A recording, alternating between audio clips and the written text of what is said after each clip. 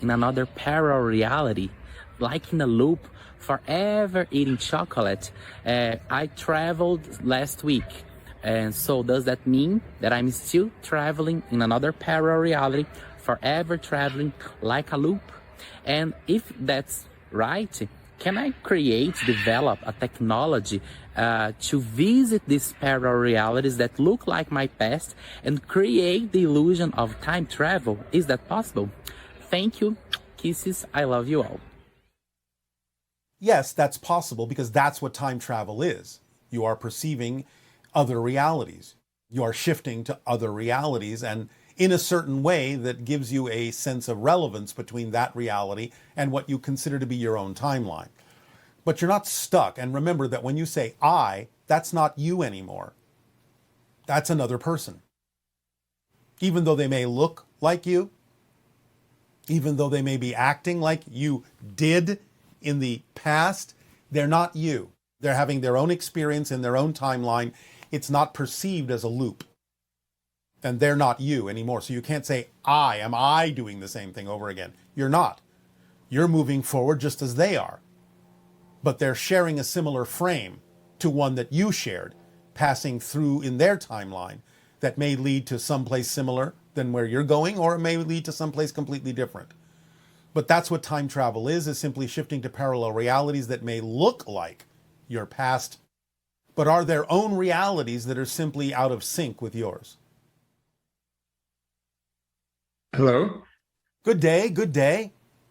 Hi, Bashar. I'm super excited to be here with you. Thank you for doing it with us and spending time with us and teaching us. It is our passion and our pleasure to do so. We thank you in deep appreciation for the co-creation of the interaction. What would you like to discuss this day? I have a few questions about dreams in general, but I'm super excited to be here with you. I just need to say it. So thank you so much again. All right. When I was about 5 or 6 years old, I had this reoccurring dream that a man with this 80s mustache would come into my house, take me out of my bedroom, take me to the basement of our building, out of my family apartment, chop me into pieces, put me in a suitcase, and walk around with it. And it was exactly the same man, and it was exactly the same dream for like about a year, and then it stopped. And I've always been very sensitive. I can sense a lot of things. I can see things. To this day, I have a lot of strange dreams. So I wanted to know, like, what was it, if we can talk about it? All right. Well, that particular dream, symbolically, is the idea of going from spirit into physical reality and having to create a compartmentalized version of your consciousness in which to operate in physical reality. So it's kind of like your higher mind saying, in order to be physical, you kind of have to break yourself apart, but I will carry you around and you will be safe. It's just that you will be, in a sense, in pieces in order to explore physical reality, because you have to create compartments in your consciousness, and you won't be functioning like a whole being for a while. But eventually you'll be able to bring yourself back together. But in the meantime, I will carry you around in this safe suitcase, and no harm will come to you.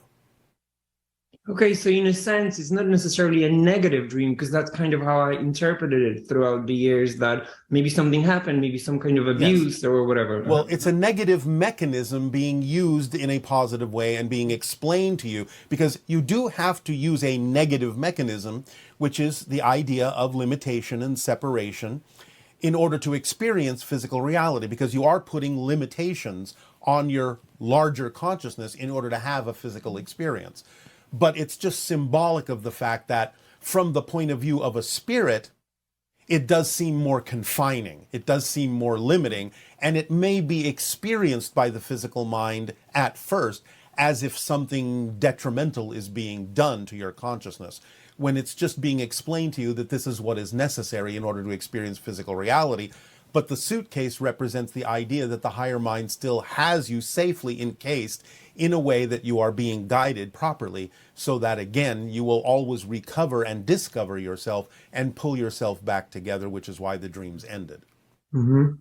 Great. So another question similar to this one, where about 7 years ago, I had a dream, and in my dream, I was dreaming that I woke up in my own apartment, and I went to my bathroom, the bathroom that was my bathroom. And in it, I saw a being, and I'm very tall. I'm like about 6'4", and the being didn't fit into the bathroom. So it must have been like about 7 feet tall or like 6'8" or so.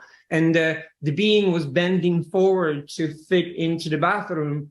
And I was very, very scared of the being, and it was a male. I don't know how I know it, but I know it. And the being said to me, "Oh, I know you're not ready yet." And then the dream or the experience ended. And can you talk about that a little bit, if possible?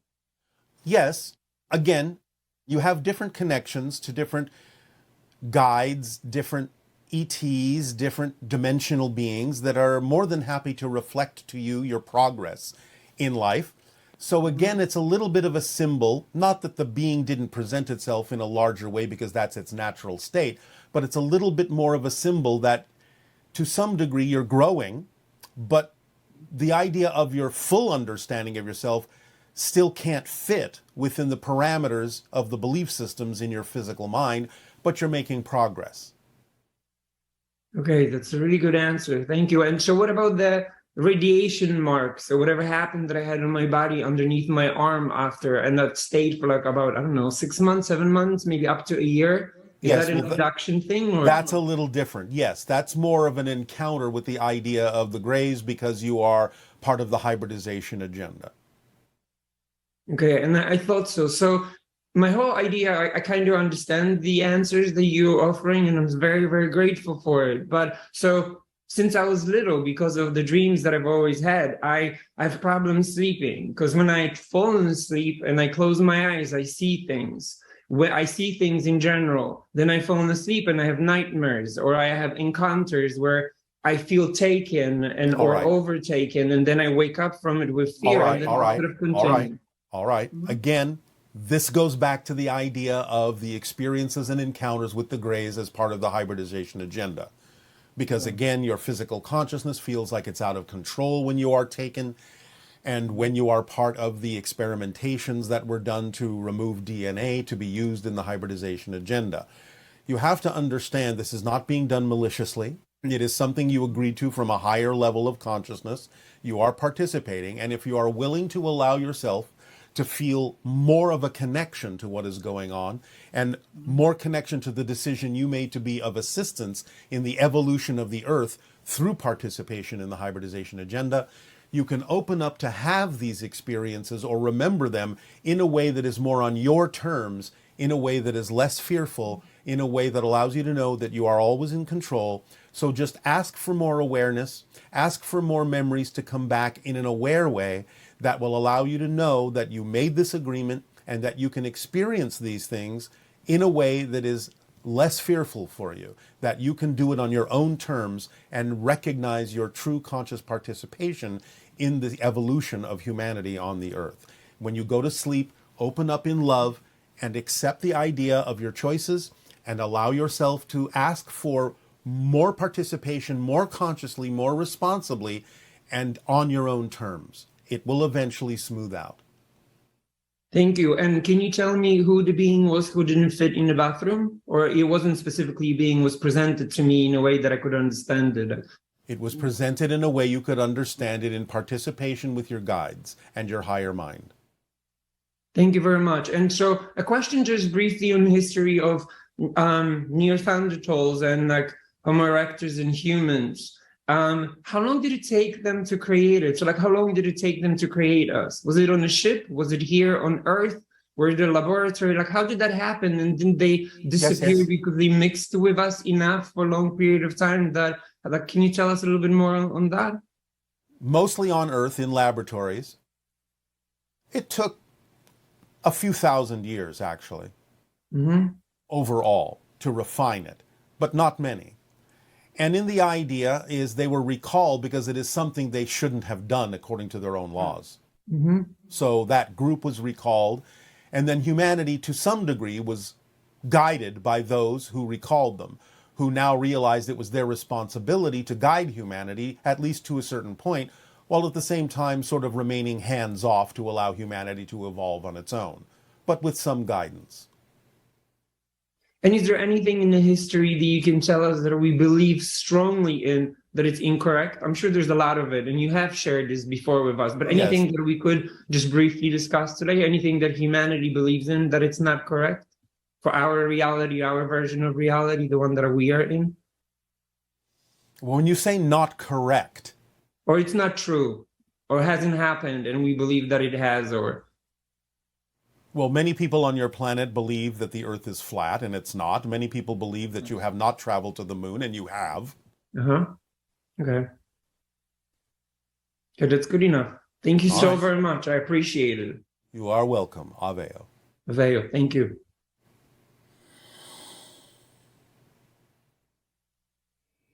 Hello, Bashar. This is Kasia from Denmark.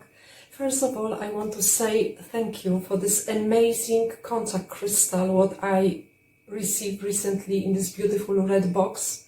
And this was a gift for my husband.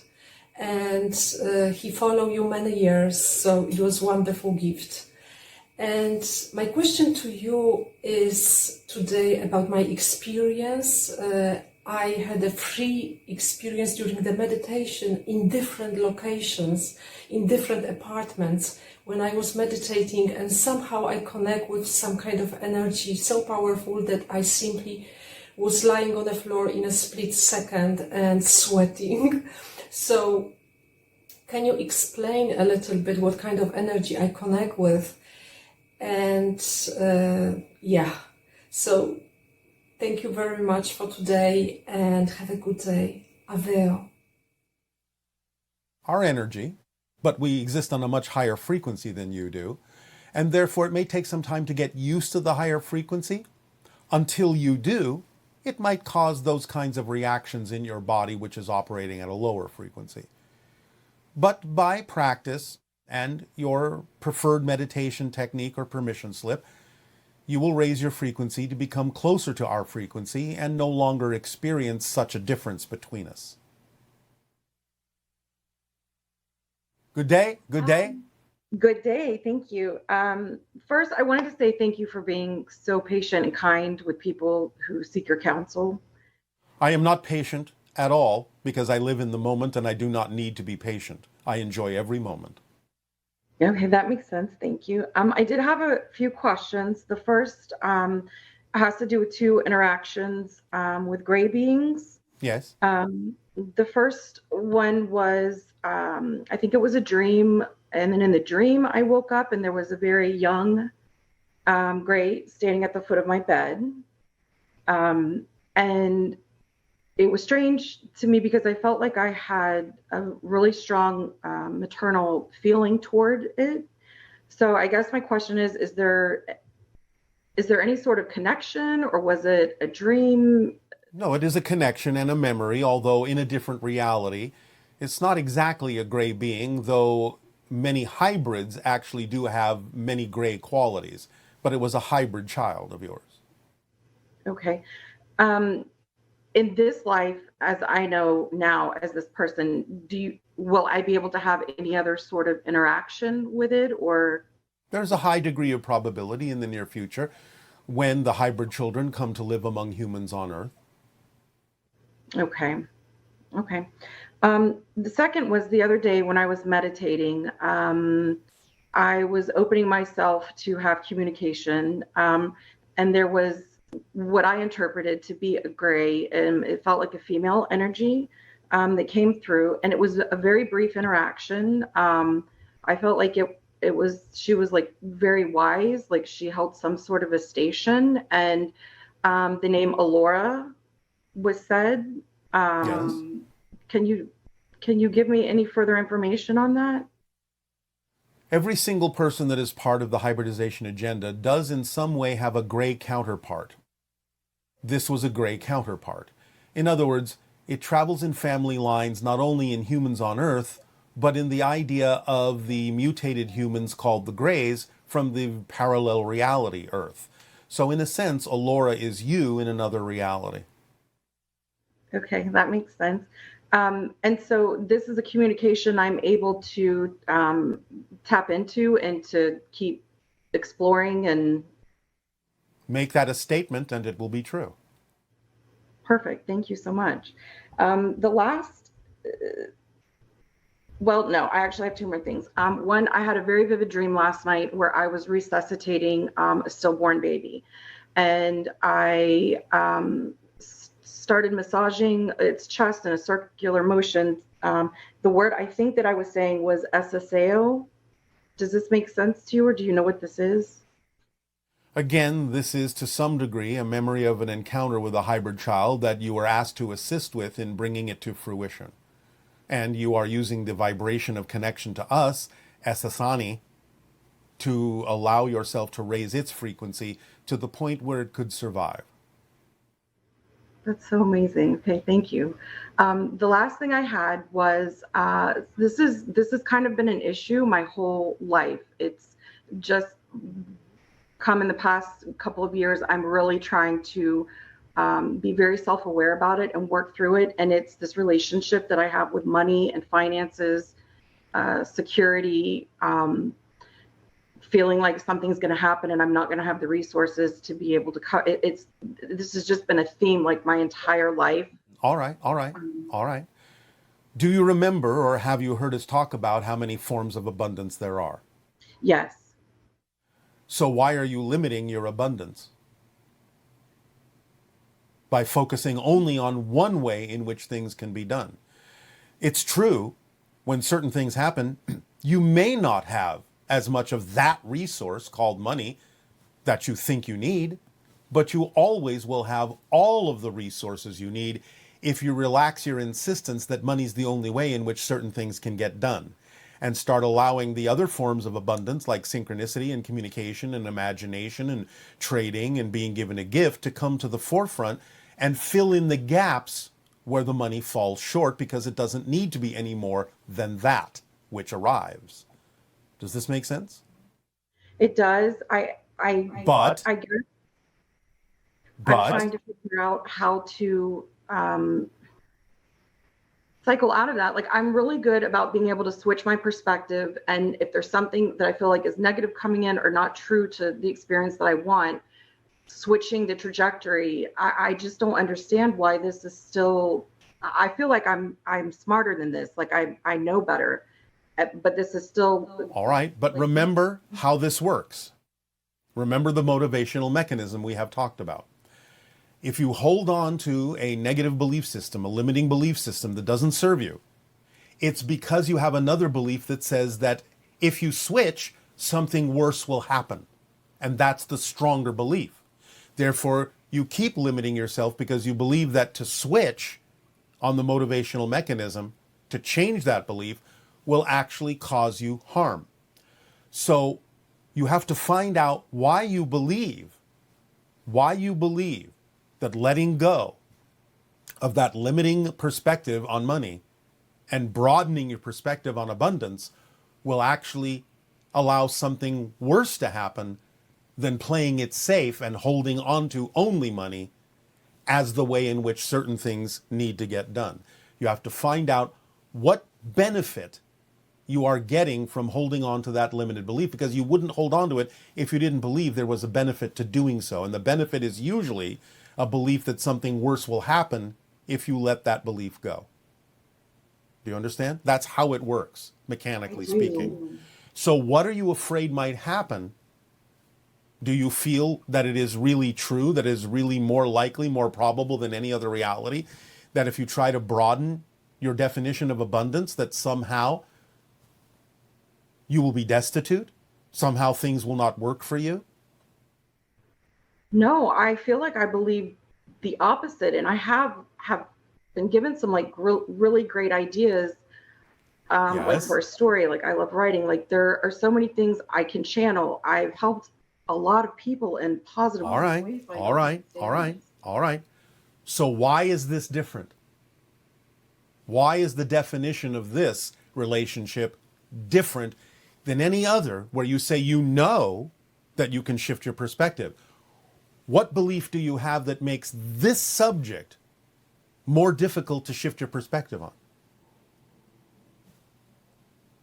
What have you been trained to believe? What have you been trained to believe about the idea of money and finances? I guess that there's just. Don't guess. Don't guess. Think back. Yeah, that there's a lack. Yes. It's the way I was raised. Yes. All right. And so it's very powerful. So if you let that go, do you have a belief that in some way, shape, or form you will be dishonoring who taught you these things? That it will cause a break between you if you don't think the way they thought? Yeah, that makes sense. I feel like because our relationship has been strained at points. That'll be strained even further if you let this idea go. Yes? Probably. And you're afraid of that, correct? In a way. Mm-hmm. All right. Then that's what you have to work with, is understanding that it is more important to be yourself. And whether the other person understands that or not, that's their issue, not yours. Yeah. And that you actually would be honoring them, whether they understand that or not, by being your true self. So you have to be comfortable with the idea and the understanding that just because someone might be displeased or strain the relationship between you while you are attempting to be more of your true self, that's not your issue. That's their issue. I'm not saying you have to do this deliberately to hurt someone or to put a strain on the relationship, but you can't be responsible for what they choose to feel or how they choose to react that limits and curtails your ability to be your true self. You have to let that go. You cannot be responsible for their choices. You can only be responsible to them by being who you truly are and letting them know who they're actually in a relationship with, so they can make up their mind as to whether to change or not if they want to continue to be in a relationship with who you actually are, as opposed to who you think you should be. Yes, this is so helpful. I really appreciate this. Thank you so much. You are very welcome. Does this help you? It does. I very much so. Thank All you. right. Well, thank you. Have fun. Thanks. Good day. You too.